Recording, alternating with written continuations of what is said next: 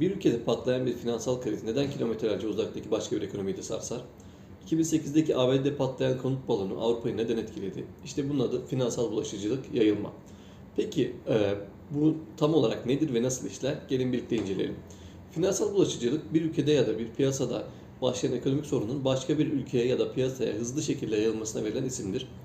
Bu tıpkı bir virüs gibi işler. İşte bir bankanın iflası başka bankaları da tehdit edebilir.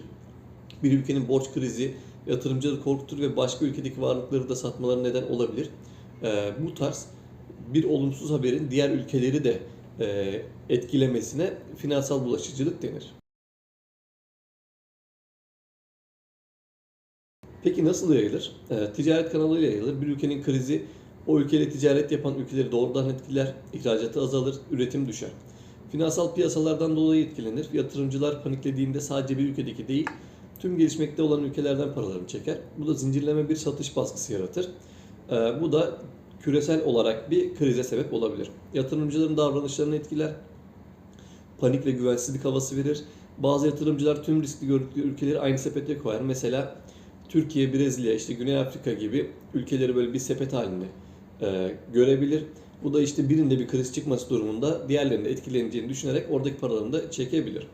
Gerçek hayattan örnek verirsek 1997 Asya krizi Tayland'da başlayan bir krizdi.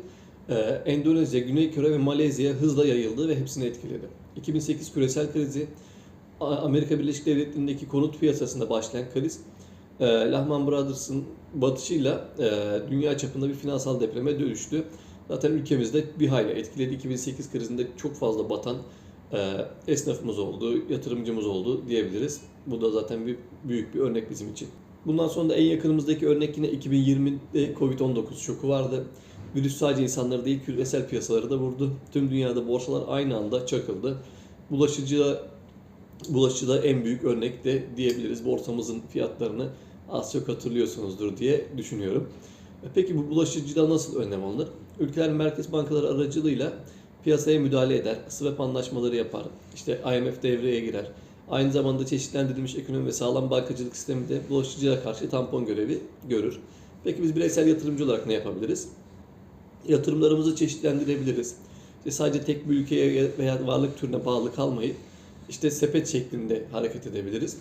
Bilgiyle hareket edin, panikle hareket etmeyin. Bu her zaman tüm yatırımcılar için önemlidir. Sadece bu işte finansal yayılma konusunda değil, her zaman bilgiyle hareket edeceğiz, panikle hareket etmeyeceğiz. Finansal sistemin ne kadar bağlı olduğunu görüyoruz. Küçük bir kıvılcım tüm dünyayı etkileyebiliyor. Sıra sizce hangi krizde, yani nerede bir kriz patlayabilir? Yorumlara yazın. Karşılıklı konuşalım, muhabbet edelim istiyorum. İyi günler.